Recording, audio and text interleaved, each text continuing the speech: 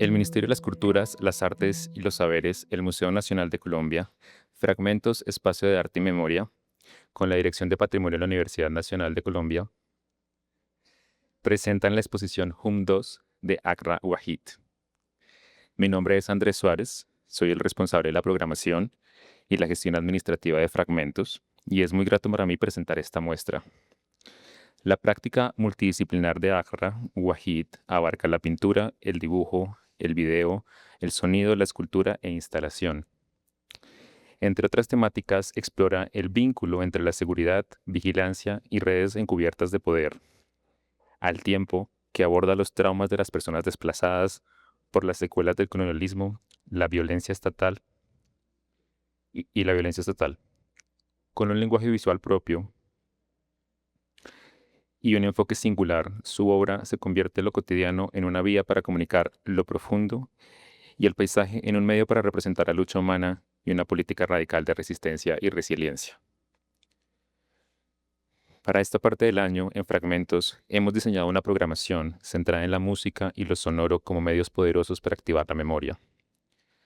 Reconocemos la capacidad de lo sonoro para conectar emocionalmente con los hechos del pasado y permitir que estas memorias se mantengan vivas cada vez que vuelven a sonar en el presente. En Colombia, como en muchas otras partes del mundo, las voces que se alzan contra el poder y desafían regímenes autoritarios han sido brutalmente reprimidas. Nuestra programación reconoce esta realidad y asume un compromiso de dejar constancia de esa huella trágica e imborrable. En ese sentido, lo sonoro no es solo una herramienta de memoria, sino también una forma de resistencia. Como forma de arte, posee un poder singular, puede traspasar fronteras, inspirar acción colectiva y mantener vivas aquellas historias que de manera intencionada se han querido silenciar. Una canción de resistencia tiene un potencial profundamente emancipador. Nos recuerda que no estamos solos, que nuestras voces se replican y que en esa disidencia musical encontramos comunidad. Hoy también es un día de celebración. Tras un largo proceso de convocar muchas voluntades y gracias al Ministerio de las Culturas, hemos culminado la consolidación estructural de las ruinas del espacio, que a partir de hoy se abren al público con esta exposición. Finalmente, quiero anunciar con entusiasmo que el día de ayer abrimos la convocatoria Fragmentos 2025, destinada a otorgar un estímulo para un proyecto artístico que será expuesto en este espacio. La convocatoria estará abierta hasta el 15 de septiembre y, por supuesto, los interesados estaremos disponibles para resolver cualquier duda o inquietud que tengan.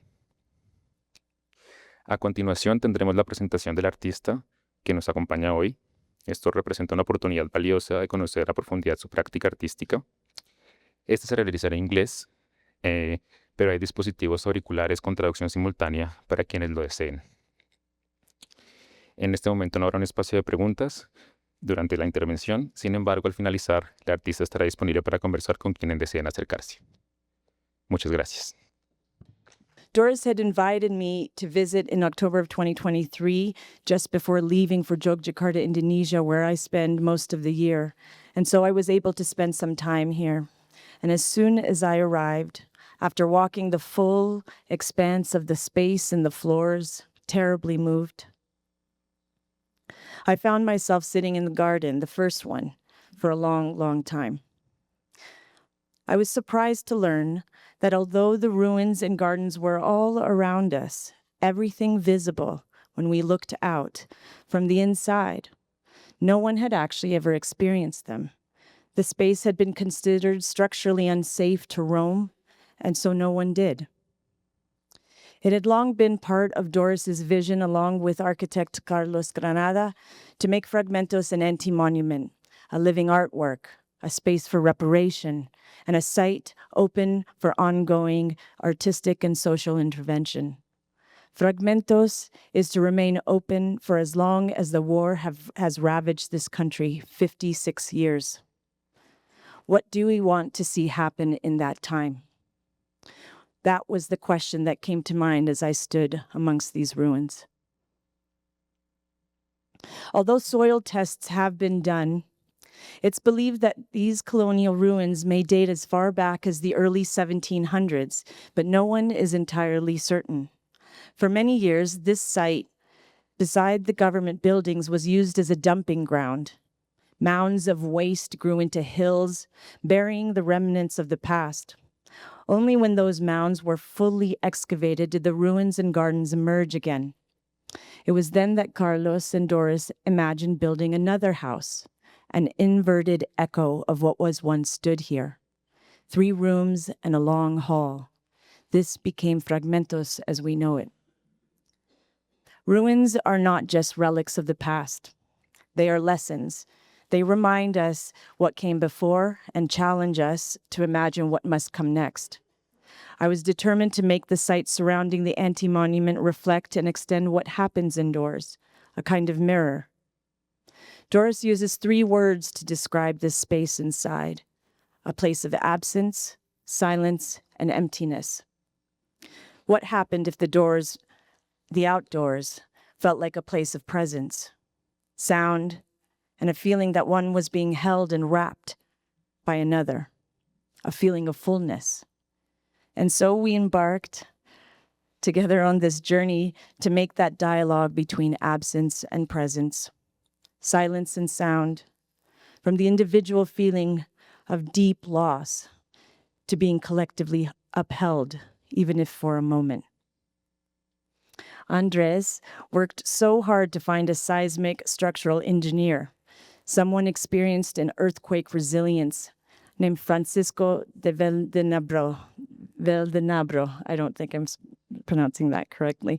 His firm was responsible for the structural stabilization of the ruins.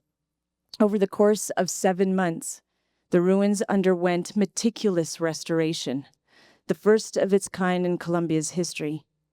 The goal was to stabilize the 12 earthen walls surrounding Fragmentos using non-invasive techniques that would preserve their integrity and original appearance.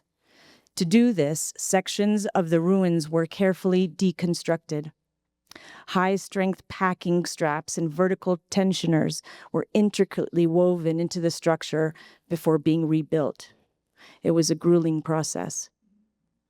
Then came the gardens. They were entirely revitalized, uprooted and replanted with indigenous flora and fauna. To level the terrain, 9 cubic meters of soil were added.